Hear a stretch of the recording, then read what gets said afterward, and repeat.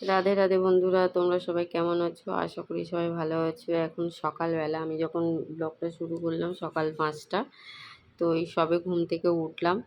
তো যে জায়গাটা আছি, জায়গাটার পরিবেশটা খুবই ভালো, চারিদিক খুব সুন্দর আলো। আর ঘুম থেকে সবেই উঠেছি, বুঝতেই পারছো, মাথার চুল টুলগুলো অবস্থা দেখে উঠে একটু বাইরের দিকে আসলাম, দরজা খুললাম।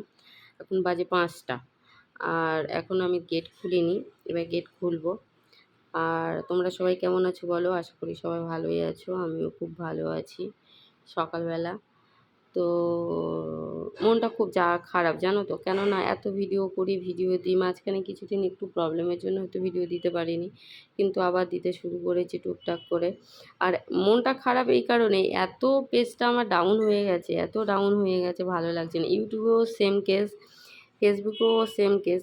একটু ইচ্ছা থাকে যে একটু যখন বাড়ে কিছু দেখি, বা না চ্যানেলের গ্রোথটা ঠিক আছে তখন দেখি। ভিডিও করতে ভালো লাগে, ভিডিও করতে যে কত কষ্ট হয় কি বলবো। এই এখানে এটা সেট করা, ওখানে সেট করা, এত কিছু করে ভিডিও করি, আর সেগুলো যখন দেখি যে এরকম প্রবলেম হচ্ছে, মনটাই খারাপ হয়ে যায়, ভালো লাগে না, আর ইচ্ছা আর হয় না। মনে হয় যেন আর ভিডিও টিডিও এইসব করবো না। তারপরে ফালতু অভ্যাস দেখো, ঝাড় দিতে দিতে নাকে ধুলো ঢুকে গেছে, গিয়েই হ্যাঁচি হতে শুরু করে দিয়েছে। ভালো লাগে বলো তো?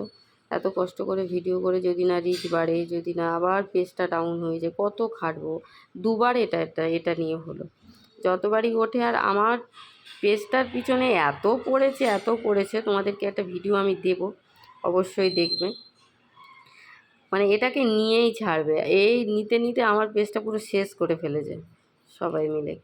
ভালো লাগছে না, আর এত হ্যাক করার চেষ্টা করছে যে বলার মতন। এই এমনকি ফেসবুকের লোগো দিয়ে এখন ফের শুরু করেছে। ভেবেছিলাম তো এটা ফেসবুক থেকেই দিয়েছে, তারপর দেখলাম না, ফেসবুক থেকে দিলে এই রকম আসবে না, এটা তার মানে কোনো হ্যাকারই পাঠিয়েছে হ্যাক করার জন্য।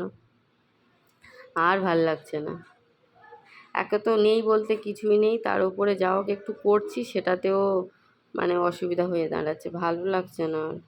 তোমাদের আর কী বলবো বলো তো? এই সকালবেলা একটু টুকটাক কাজ করছিলাম।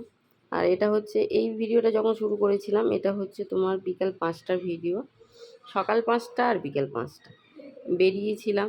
তো এই শাসন পার্কের এদিকে একটু কাজ ছিল, তো এই সামনে যে পলাশ